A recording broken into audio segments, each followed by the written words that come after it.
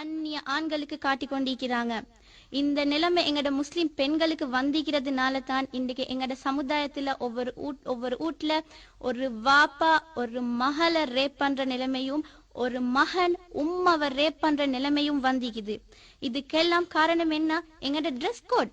நாங்க வெளியே போக்கிட்டு இன்னைக்கு எப்படி போறோம்? மேக்கப் பண்ணி பவுடர் பூசி லிப்ஸ்டிக் பூசி ஐப்ரோஸ் பூசி அப்படி போறோம். ஆனா கேட்டா சொல்லுவாங்க நான் அபாயத்தை உடுக்கிறேன், நான் அந்த காலத்துல இருந்து அபாயத்தை உடுக்கிறேன் அப்படி சொல்லுவாங்க.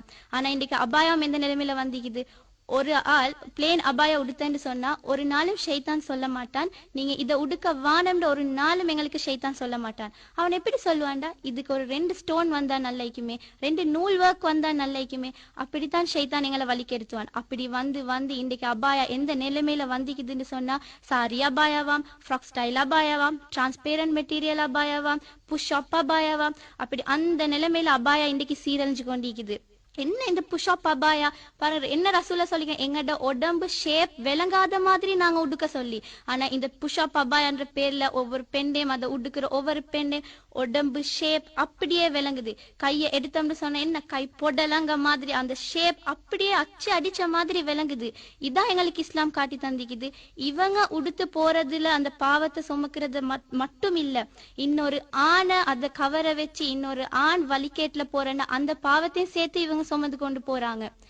இது உடுக்கிற ஆட்களுக்கு மட்டும் இல்ல, இத தைக்கிறவங்க இத விக்கிறவங்க ஒத்தரும் பதில் சொல்லித்தான் ஆகணும். அல்லாட இடத்துல ஒரு நாள் விக்கிறவங்களோ தைக்கிறவங்களோ அவங்களோட பிள்ளைக்கோ அவங்களோட மனைவிக்கோ உடுப்பாட்டவே மாட்டாங்க. எங்களோட உடம்ப கணவனுக்கு மட்டும் தான் நாங்க காட்டணும். அப்படி காட்டாம அந்நிய ஆண்களுக்கு காட்டுறதால தான் இன்றைக்கு சமுதாயத்துல இவ்வளோ பிரச்சனைக்கு நாங்க மூஞ்சி கொடுக்கிறோம்.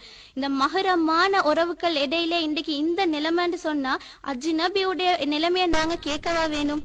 இப்ப பாருங்க, முந்தி காலத்துல உடுப்பு உடுக்கல்ல, ஐப்புறம் அவங்க என்ன செஞ்சாங்க, அவங்க இலக்கொலையால அவங்களோட ஒவ்வொரு அவுரத்தையும் மறைச்சாங்க.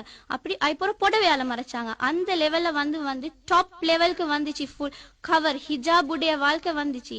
ஆனா இன்னைக்கு வெஸ்டர்ன் வேர்ல்ட்ல அது ஸ்டெப் பை ஸ்டெப்பா துண்டா குறைஞ்சு கொண்டு போகுது.